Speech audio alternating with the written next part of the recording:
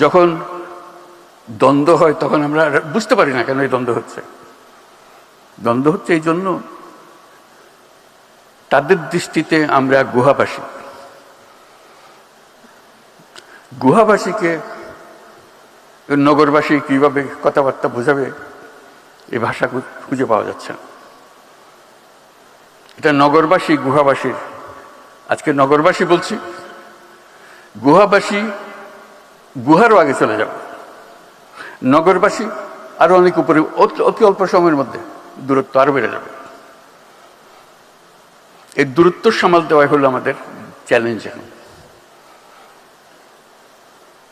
এখানে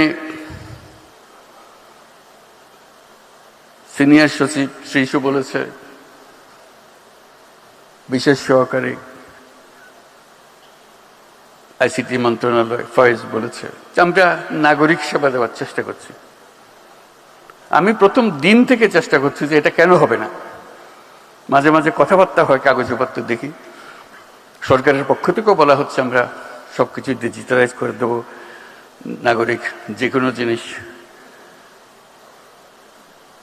তার কম্পিউটার থেকে পেয়ে যাবে।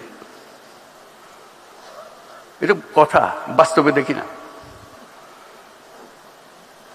তা আমি সকল সচিবের সঙ্গে আলাপ করেছি, কেন হচ্ছে না, এই যে হচ্ছে, এই যে আমরা করেছি, আমরা এখানে একটা করেছি, এবং বেশিরভাগ হলো মন্ত্রণালয়ের ভেতরে, তার ডিপার্টমেন্টের ভেতরে। আমি ডিপার্টমেন্টের ভেতরে না, এটা মানুষের কাছে যেতে হবে। ডিপার্টমেন্টের ভেতরে হলে তো আগের মতো রয়ে গেল, শুধু মাঝখানে একটা কম্পিউটার দেখাইলাম।